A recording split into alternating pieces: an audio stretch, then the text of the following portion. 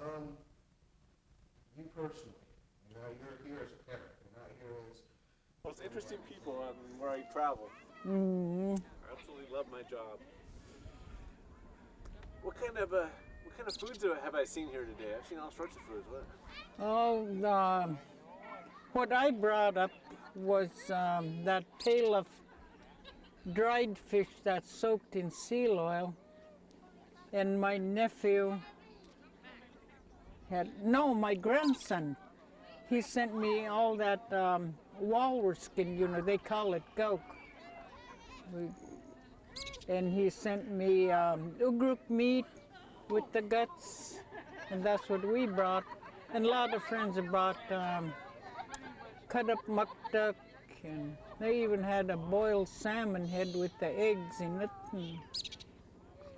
and just a lot of Eskimo food. And I've been hearing talk about this ever since I got here a couple days ago, and I hear there's people from White Mountain even. Can you tell me how far do people come for this? Tuna? How far do people travel to come to this? From White Mountain, and my daughter came from Indiana. Then I have a granddaughter, and her two kids came up from Laramie, Wyoming. And I have a granddaughter and her husband, the McCormicks, you met them, from Anchorage, because she works for, Channel 2 News. And my daughter who lives in Anchorage, the Baines Jordan, and his mother, he went out and got his mother from Alabama. I don't know just what town she's here too. And the Olivers, Kurt's mother, she came up from Washington. So I thought it was so nice for them to come here to honor my mother. I know she's up there looking down, and I could just see her smiling. Just so happy to be honored like that. Well, thank you for inviting me. It's an honor to be here too. I appreciate it. Oh, I was saying that, they should invite that guy from Heartbeat Alaska and tape our reunion, and I'm really happy you made it. Thank you. What kind of music am I hearing here today? Well, see my daughter, Baines Jordan, John, he plays the mandolin. My daughter plays the auto harp.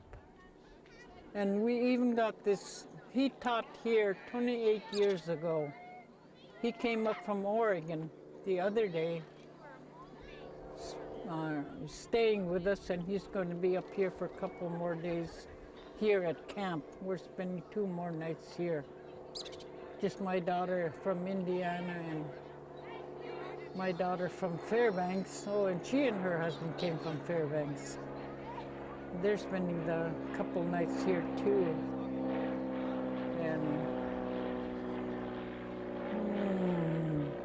And Peter Buck from White Mountain, he plays the guitar. Oh, John Merritt from Oregon, he plays the guitar too. And then we had the family all singing together. What does it mean to you? How important is it to you to have all your friends and your family, especially here today? It makes me feel real good. It just, I know I could burst with happiness. Yeah, it's so good. We even have family from Unalakleet, family from Shaktoolik, from Nome, and just, there were a lot of them that didn't come to our first reunion, but they made it this time. So it's very, very good. How come the people of Golovin are so nice? I guess the way we were raised. Yeah, like Mama used to say to us, like sharing food, When you share your food with someone, it comes back to you more abundantly. So that's what we were taught to do. Our dad, we grew up poor too, but Dad taught us that too. Was anybody that came into the house, are you hungry? If they're hungry, feed them what we have. And we do that. Two more questions and you gotta go. Tell me about Jewel. Who? Jewel, your little squirrel Oh, friend? my little squirrel, Julia. That's Julia. No, the first one, the dog got it. But this one here, I named it Julia too. But as soon as I came up here this spring, we came up with snow machine. And I was standing there and I saw this little squirrel eating leaves, you know, or some kind of leaf. And I said, "Is that you, Jewel?" Looked up at me real quick and just let go of what he was eating and came up to me and just got in front of me, so I went and got her some crackers. And one year I was up here, it was so cold and rainy, and I had the fire going and that door was open. Came in, went by the stove and just sit there for a while, then finally came over to me to get a piece of cracker. But we don't see him now because there's so many people here now. Oh, the picture. Oh, okay. Yeah, thank you very much. Hey, cameraman! Yeah. Got you. Praise you and God. Aren't you coming up here? Come on. Maggie! Come on, you guys! You guys gotta be in the...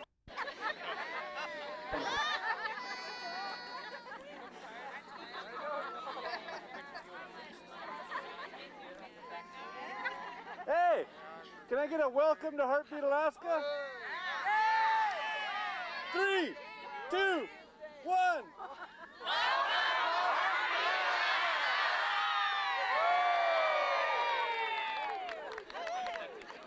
Welcome, Judy! Thank you.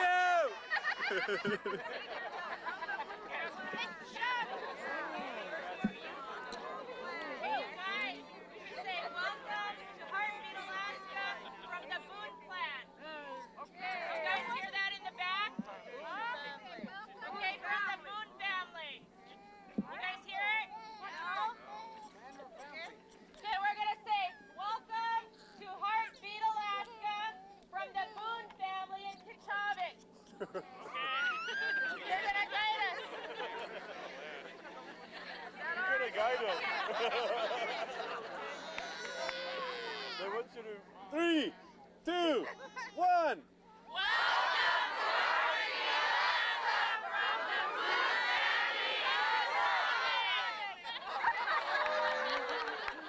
What?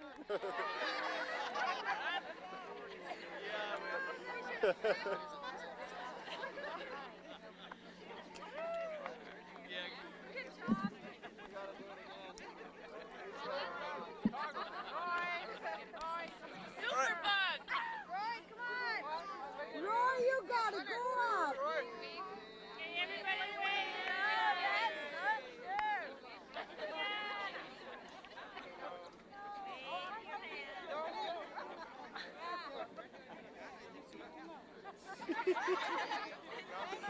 Thank you, Guyana.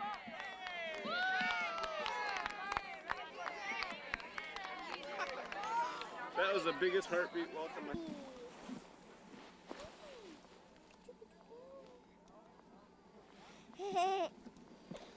It's very cute. Oh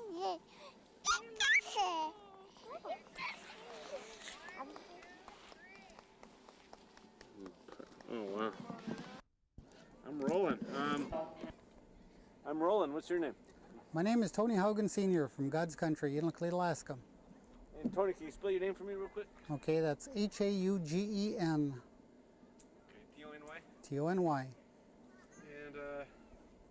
what do you do in Unalakleet? Well, I work for the Bering Strait School District in the business office and have been there now for a little over 17 years, or about 17. I'll keep these questions kind of organized for my editing's sake. Let's start off with your trip first up here. I saw a big old boat come barreling into town yesterday.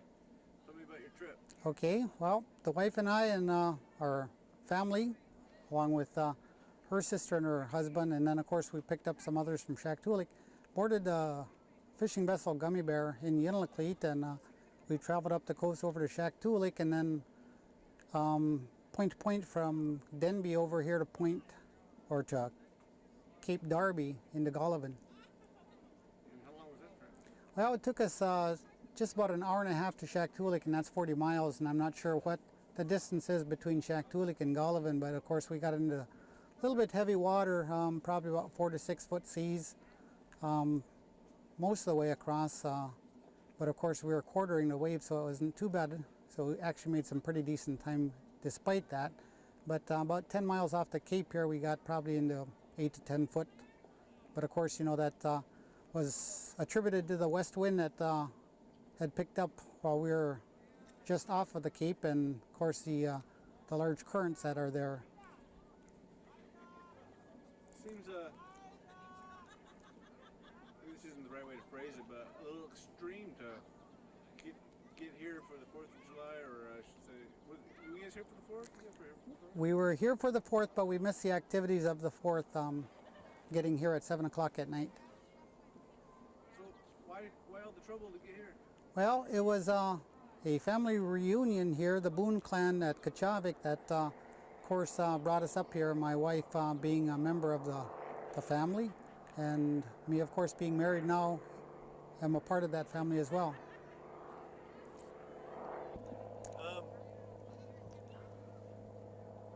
Today's kind of special here. I mean, it's a reunion and all, but what makes it so special? Well, it's a gathering of all the Boone clan here at Kachavik, I guess, where they traditionally harvest fish and put away, a gathering spot for them. And just as with that, it was a large family gathering, and it brought family members from throughout the state, as well as from Golovin and the communities south to Yinlakleet, and of course the neighboring village of White Mountain as well. And what kind of things have you been witnessing today and seeing and hearing? Well, it's was just a good gathering of people. The family members that you don't see. Of course, me being married now into the family, I've met a lot of them, but only see them very briefly. And of course, this year was just one big gathering where we were all able to visit with each other, and of course with all the newborns here as well too. I mean, that was all adding to the family. Okay, I'm gonna change topics here real quick.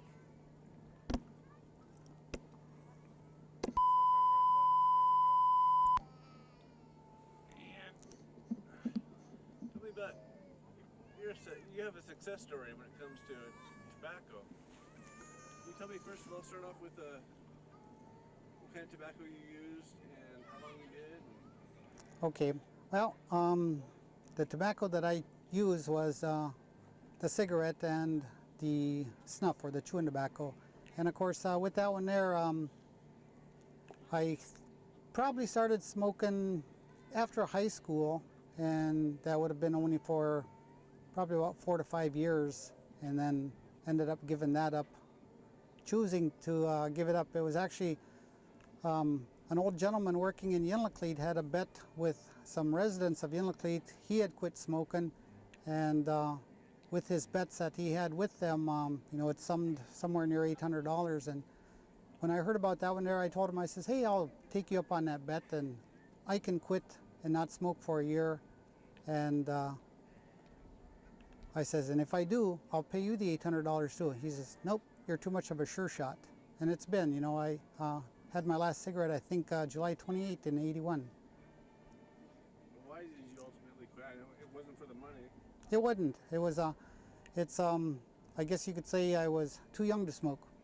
And even today, years later, when I'm asked that question again, I tell them I'm too young to smoke. Were you having some kind of symptoms you're talking about? Well, that was with chewing tobacco. After I had quit smoking, I chewed tobacco.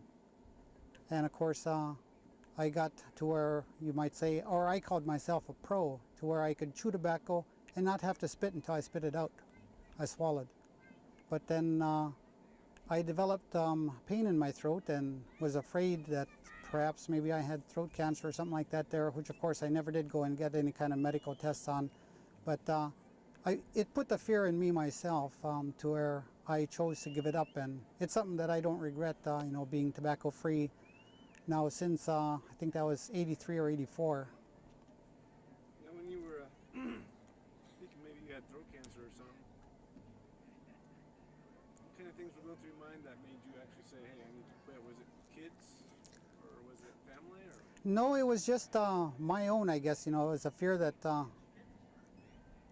I became afraid for myself. But still, I'm probably one of those obstinate people, real stubborn, that would rather not go to a medical facility either. And but it was just a fear that I might have had it or something. That the pain that I was having, that I'd wake up in the night with the pain in the throat, and of course the pain stayed throughout the day and such, to where that was just enough to give me the fear, and it was with that fear that made me choose to give it up. How's life different now without it? Well, it's, of course, that's been years ago now. That was 83, 84, nearly 20 years ago since I gave it up there. But that all the food and that sort of stuff tastes differently. I got the full flavor of the food and such like that one there. I guess that was probably the biggest change in it. Well, your health, being able to, can you shortness of breath, anything like that? No, I have nothing like that in there. It's 2 scoops of sea oil every morning with Kellogg's Raisin Bran keeps my throat well lubed. No, I have no health problems from that. Do you notice a lot of youth smoking nowadays? Unfortunately, there is, and of course, I try to put the fear into them too, as well, too. That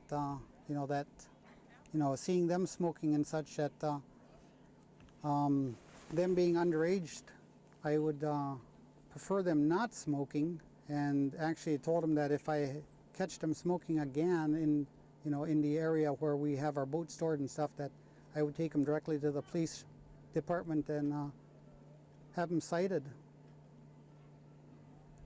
you think the elders have a little bit or a lot to do with the fact that kids, is there elder influence at all, or kids see older people smoking and say it's okay, or what's the deal? Well, I think that's what it is. But then again, I think more than that, it's, I don't know that they're attributing their smoking to seeing elders do it. It's kind of peer pressure. It's, their friends smoke, they think it's cool, they want to smoke, but it's not cool.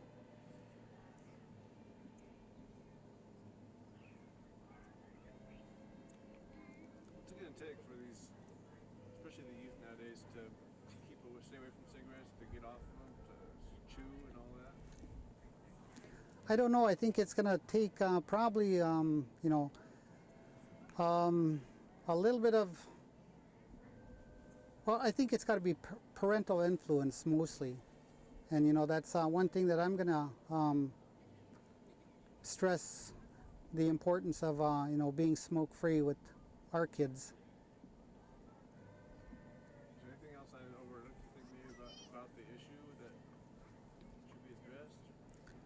No, that first of all, I'll remind the Alaskan youth that smoking isn't cool, and you're, I guess that with that one there, I would prefer them not to smoke. Get involved, not only academically, but more, I guess, athletically involved, and keep yourself off of that. And it's just remind them all again that smoking isn't cool. That's good. That's real good. Anything you want to say hi to? Sure, I want to say, I guess, hello to all our friends and family throughout Alaska, in Yellowkleet, here in Golovin, and throughout. One more question here, and I'm going to do this again so we know we're done with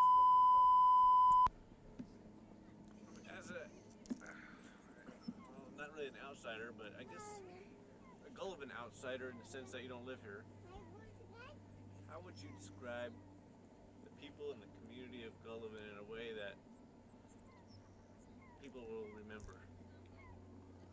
Well, it's you know,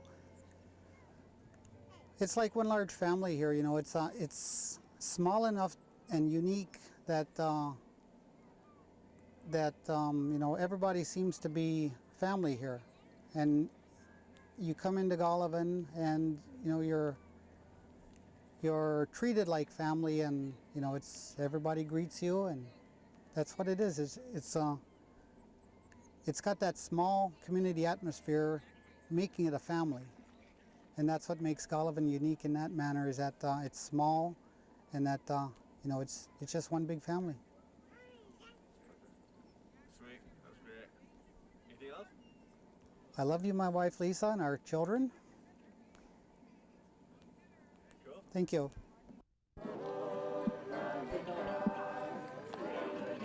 Biggest fish there was. It's very good too.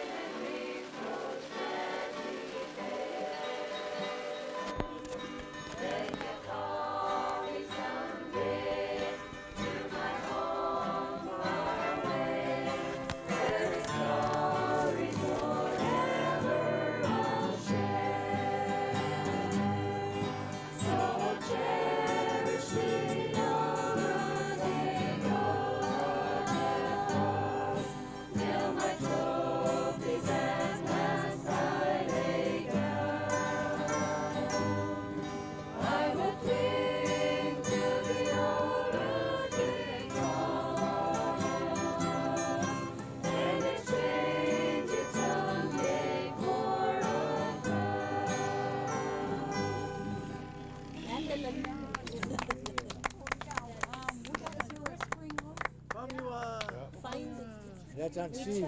We tried to see, and we couldn't find it. You'll do it on C or yeah? Whispering lower Wolf too? still has it. I don't know. The only part I know is it's on C. I think it's on C. It's on C. You know her? Yeah. Earlier, we got surprised. What?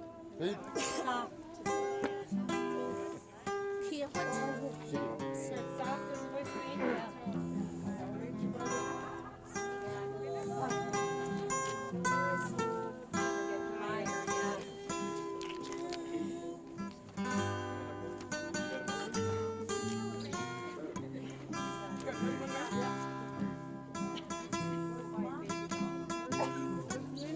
Where's Linda? Why?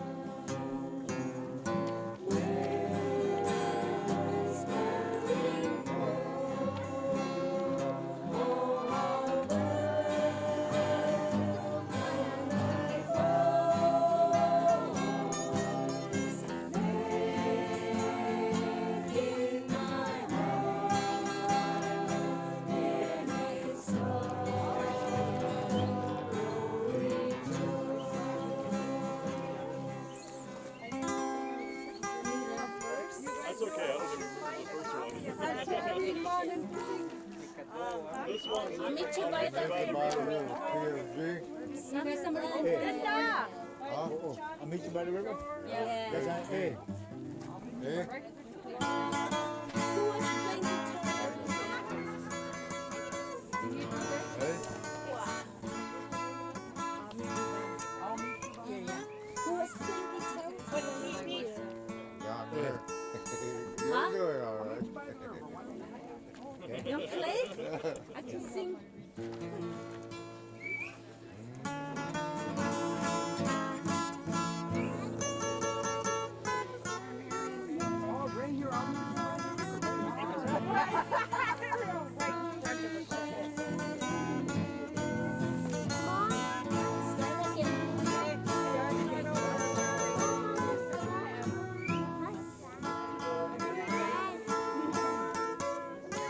Okay, that's intro.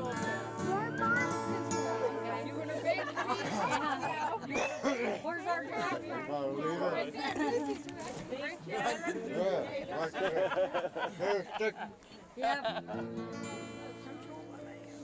don't know it.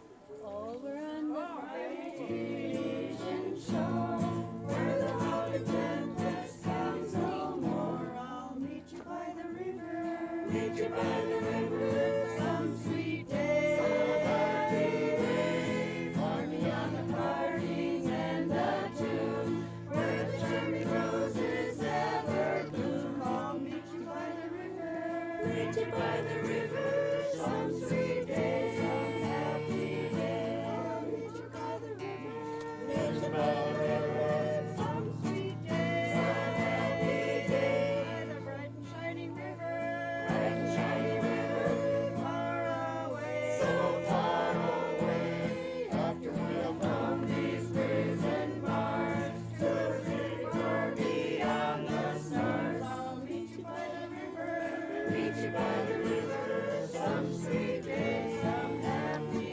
day. Why you play? Sorry. Maybe Brad, but not me.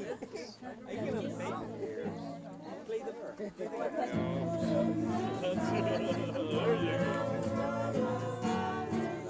I'll meet you by the river, meet you by the river, some sweet day, some happy day. When we get a party down the sea, wherever the evening that will be, I'll meet you by the river, meet you by the river, some sweet day, some happy day. I'll meet you by the river, meet you by the river, some sweet day, some happy day.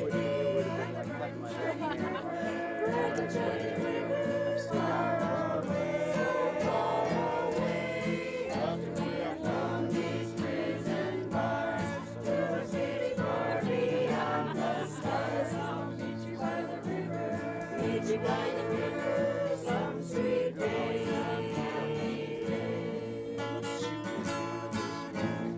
I had to have, you can't even find super 8 projectors. I shot it into the bulkhead mirrors and blah, blah, blah. And it was just really crude. I aimed it into there. I forgot how I did it. I put it into the VCR and recorded it. And I was just lucky to get it, I think, as good as After all the disappointments here, after all the shadows disappear, I'll meet you by the river, meet you by the river, some sweet day, some happy day. When the evening sun at last goes down, when we go to wear our robe and crown. There's got to be the technology now. Meet you by the river, some sweet day, some happy day. I'll meet you by the river, meet you by the river, some sweet day, some happy day. By the bright and shining river, bright and shining river, far away, so far away. After we have found these prison bars, to a city far beyond the stars, I'll meet you by the river, meet you by the river, some sweet day, some happy day. I tell you what I'm going to do. gonna come around with the numbers. Pick one number. Hey, break time. All right, Peggy. So pick one number from Dora. Cigarette. So that's what I have it. You still want to sing? You still ready to sing? Yeah, I'm ready. I'm all ready. What do you want to sing? Yeah. See what the